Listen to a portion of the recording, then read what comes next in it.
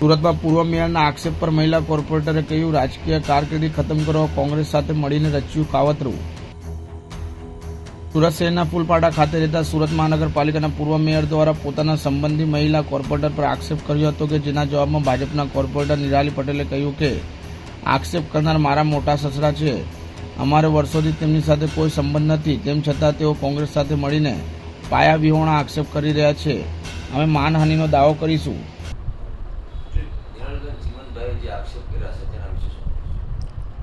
માજી મેયર કોંગ્રેસના જે ચીમનભાઈએ મારી ઉપર જે આક્ષેપ કર્યા છે કે નોટિસ માટે મેં તેમની પાસે 1 લાખ રૂપિયા માંગ્યા, તો માજી મેયર ચીમનભાઈને મારે એ પ્રશ્ન પૂછવો છે કે તમારા ઘરે હું પોતે ક્યારે આવી અને સાથે કે કેટલા વાગે આવી, અને આપણા લોકોનો સંબંધ કે મારા સસરા સાથેનો કે જે 6 ભાઈઓ સાથેનો સંબંધ કેટલા સમય સુધીનો આપણો હતો.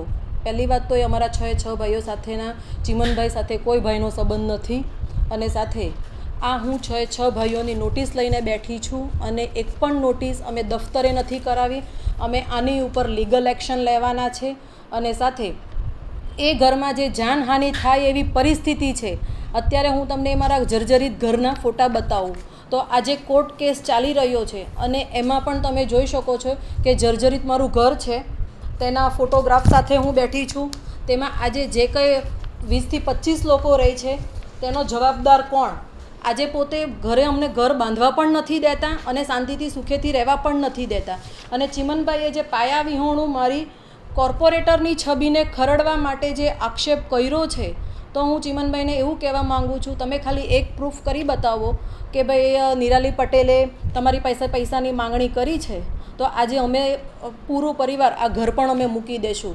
અને એ સાથે બીજું હું એમ કહેવા માગું છું, હું ચીમનભાઈ પટેલ ઉપર માનહાનિનો દાવો કરું છું કે મારી કોર્પોરેટરની છબીને ખરડવાની તેમણે કોશિશ કરી છે. આ સાથે મારી વાણીને વિરમું છું. આ મકાન છે તે 1992થી અમારા સસરા લોકો વચ્ચેનો કેસ ચાલી રહ્યો છે. ખૂબ જ જૂનું મકાન છે ને જર્જરિત મકાન છે. ભાઈઓનો ભાગ હજુ નથી પડ્યો, અને ચીમનભાઈએ પોતે જ કોર્ટમાં 5 ભાઈઓને ખેંચી ગયા હતા.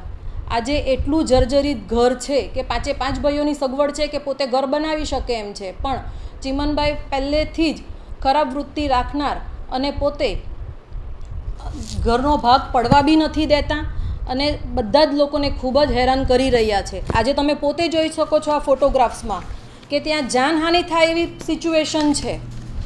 અને તેમણે જ્યારે મારી છબી ખરડવાની કોશિશ કરી ત્યારે આજે મારે આ ફોટોગ્રાફ સાથે મારે પોતે આજે અહીંયા પ્રેસ મીડિયાના માધ્યમથી બેસવું પડ્યું. હવે જે આ મકાન છે એમાં